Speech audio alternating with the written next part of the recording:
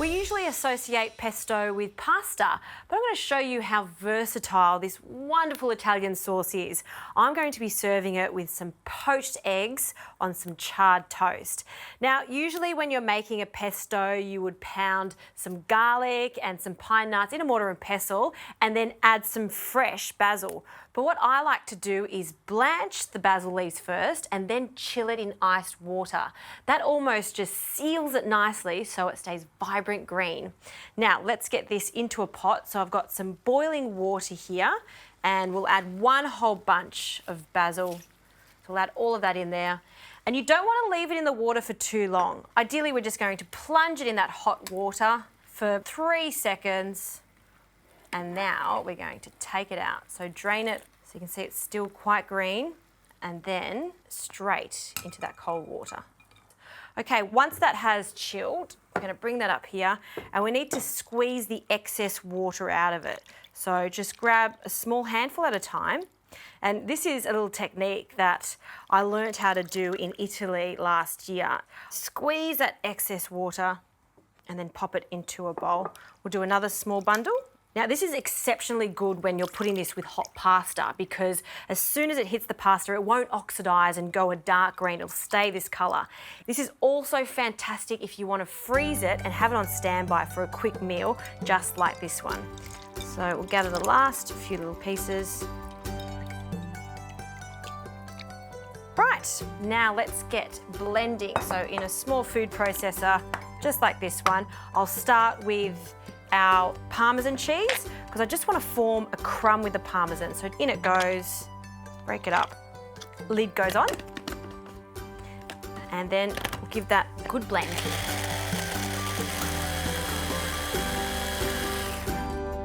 Fantastic. And now some garlic, about half a garlic clove that I'll mince in.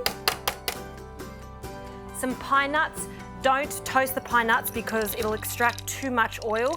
So untoasted pine nuts, pinch of salt, just a small amount because the Parmesan is salty, and some freshly cracked pepper.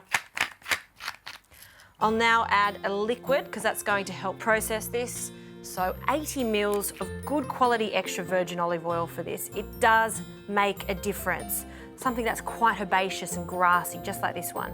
Plenty. And now for our beautiful basil leaves, we'll just break them up and then add them.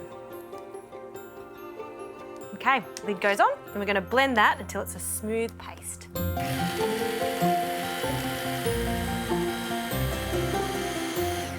All right, ooh, look at that beautiful colour. Vibrant green, exactly how it should be. Okay, I'm going to pop that to the side and let's get on to poaching eggs. A few things to remember. We need fresh eggs. It always makes the difference. Some vinegar for our water, so just some white vinegar. We're going to add that to the pot. And I like to use a large pot for this. I find that we get that teardrop shape much better when we've got a lot of water just like this. You also don't want it to be rapidly boiling. A gentle boil just like this is perfect. So crack the eggs straight into a bowl.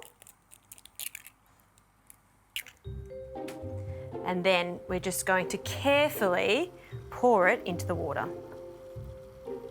And we'll do a second one.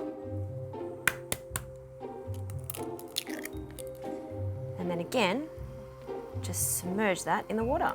Now you'll see that it'll spread out and then it comes back together to form a little pocket. And look how perfect that is. That is what we're looking for. So we're going to poach these for about 3 minutes. I like a slight goo in the center, so just be careful not to overcook them.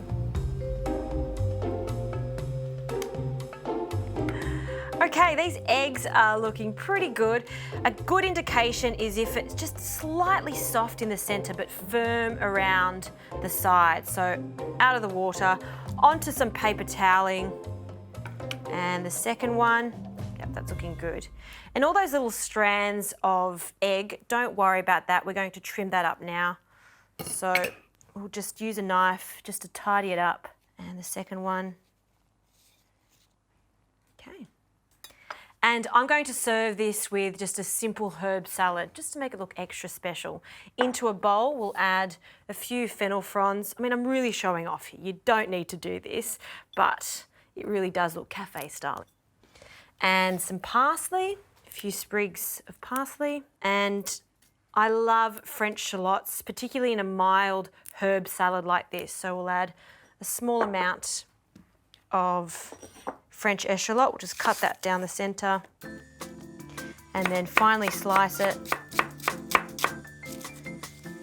And with your fingers, just break it up. And to get more of a mellow flavour from these onions, here's a quick little tip. Just use some salt. It not only seasons it, but it also just makes them less harsh. Okay, into the bowl. And I'll dress it with a splash of extra virgin olive oil. The last thing I'll add to this is some extra parmesan. Now I'm getting really fancy. We're going to use a peeler just to peel a few pieces of the parmesan, and then with your hands gently break it up and mix it together. If you want to make this into a larger salad, it's fantastic, but really nice as a garnish for a recipe like this too. Okay, let's plate up a generous dollop of this beautiful pesto onto each piece of charred toast. I'm using sourdough here. And we'll spread that out almost to the sides. So instead of butter, we've got some pesto, why not? And then our perfectly poached eggs can go on top. We haven't seasoned the egg yet, so a pinch of salt on each, maybe some pepper. And then to tie it all together, we'll add a little herb and eschalot salad over the top. Don't forget a little piece of parmesan.